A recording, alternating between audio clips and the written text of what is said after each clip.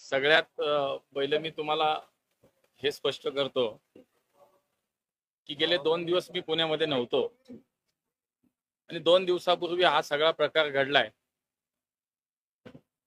दुसरं, देवेंद्र जोग नावाचा जो आमचा कार्यकर्ता आहे, एकतर तो माझ्या ऑफिसमध्ये काम करत नाही, तो माझं सोशल मीडिया काही पाहत नाही। म्हणजे पहिलं हे क्लिअर करतो की तो माझ्या ऑफिसमध्ये कामाला नाही, पण तो आमचा भारतीय जनता पार्टीचा एक कार्यकर्ता आहे। गेले अनेक वर्ष तो पार्टीत काम करतो आणि कोथरूडमध्ये कुठेतरी एका चौकात जायला जागा मिळाली नाही, गाड्या होत्या, ट्रॅफिक होतं, म्हणून त्यांनी विचारणा केली, म्हणून त्याला बेदम मारहाण झाली। जेव्हा मला हे समजलं, मी पोलिसांशी बोललोय। शेवटी देवेंद्र असो अथवा कुठलाही पुणेकर असो, माझ्या शहरात हे असं काही चालू मी देणार नाही।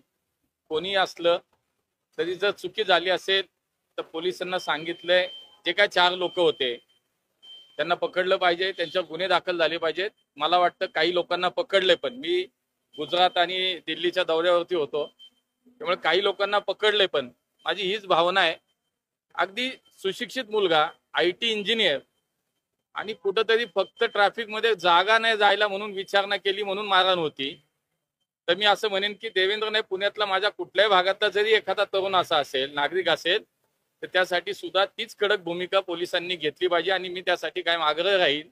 आजही माझं तेच म्हणणं आहे की जे कोणी त्याच्यात समावेश ज्यांचा आहे, जे सहभागी होते, ते सगळ्यांना पोलिसांनी कुणालाही सोडू नये आणि अशा लोकांसाठी वाचवायला जर कोणी येत असेल तर त्यांनाही पोलिसांनी सोडू नये। आणि जी टोळीचे जे रील्स आहेत आजही व्हायरल होतात। आयुक्तांनी इथं चार्ज घेतल्यानंतर त्यांची ओळख परत केली, खूप वाहवा झाली, पण आजही ती टोळी त्यांचे रील्स व्हायरल करते आणि खंडणीची वसुली प्रकार सुरू आहेत। पुणे पोलिसांनी खरं तर हे आत्मपरीक्षण आता केलं पाहिजे। पुण्यासारख्या शहरात, जसं तुम्ही आता मला प्रश्न विचारलात की रील्सचा विषय, पुणे शहरात सोशल मीडियावरती आपण अनेक जणांचे रील्स बघतोय, फोटो बघतो, काय काय बघतोय।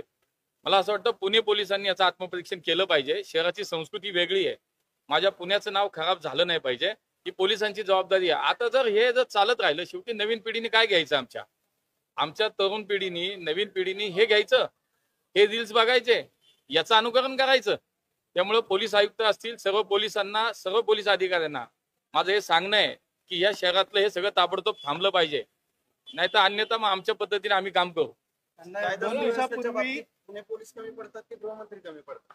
नाही, मी तुम्हाला सांगतो की शेवटी गृहमंत्री म्हणून या राज्याचे मुख्यमंत्री देवेंद्रजी अत्यंत या कुठल्याही विषयात कुणाला हायगाय करत नाहीत, ते ठाम असतात, कुठल्याही गुन्हेगाराला पाठीशी घालत नाहीत। कुठल्याही प्रकारामध्ये आजपर्यंत पाहिलं असेल तर त्वरित कारवाई, तत्परतेने कारवाई झालेली आपण अनेक उदाहरणं पाहिली।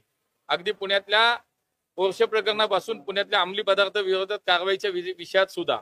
त्यामुळे देवेंद्रजी अत्यंत, मला सुद्धा या विषयात फोन आला त्यांचा, त्यामुळे मला असं वाटतं की पोलीस आधी ज्या पद्धतीने त्यांनी काम केलं पाहिजे ते आम्ही पाहतोय। त्यामुळे कुणी सुट्टा कामा नये, जो कुणी असेल कुठेही शहरात कुठल्याही भागामध्ये पुणेकरांना आता त्रास नाही झाला पाहिजे कोणी। शेवटी मी म्हणालो तसं हा काही एका कार्यकर्त्याचा विषय नाही, ते सर्वसामान्य पुणेकरांचा विषय। आणि तुम्ही विचारलं तसं सोशल मीडियावरती जे चाललंय, हे पुणे पोलीस का डोळे बंद करून बसलेत का? 10 वेळा सांगायचं त्यांना, आम्ही लोकप्रतिनिधी, आम्ही तेच किती वेळा सांगायचं। त्यामुळे पुणे पोलिसांनी सुद्धा, मला असं वाटतं की याच्याकडे आता लक्ष दिलं पाहिजे। पुण्याचे मालक मारणे आहे की पुणे पोलीस आहे? नाही, मला असं वाटतं बाकी काही विषय नाही, मिळवतं ते आम्ही जो चुकतोय त्याला शासन झालं पाहिजे।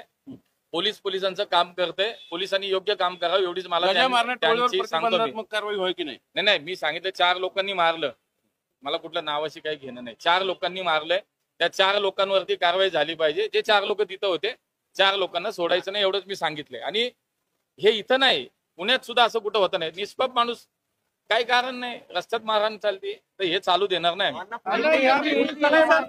पोलिसांनाही मारलं आणि ते प्रकरण दाबण्याचा प्रयत्न झाला, हे सगळं कधी?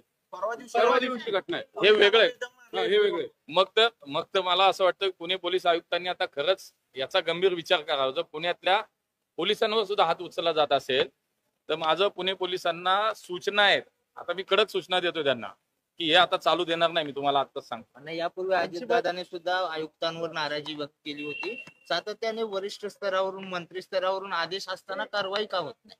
हे बघा, पुण्याचं नाव हे देशाच्या, जगाच्या नकाशावरती एक वेगळ्या अर्थाने घेतलं जातं। एक सुसंस्कृत शहर, एक या ठिकाणी विद्येचं माहेरघर आणि एक विकसित शहर म्हणून त्या ठिकाणी या शहराचं नाव खराब करण्यासाठी म्हणून जे जे चुकीचं होईल ते कोणी सहन करणार नाही, त्याच्यावरती कारवाई केली जाईल. पोलीस आयुक्तांनी याच्यामध्ये खबरदारी घेतली पाहिजे. अमित शहाने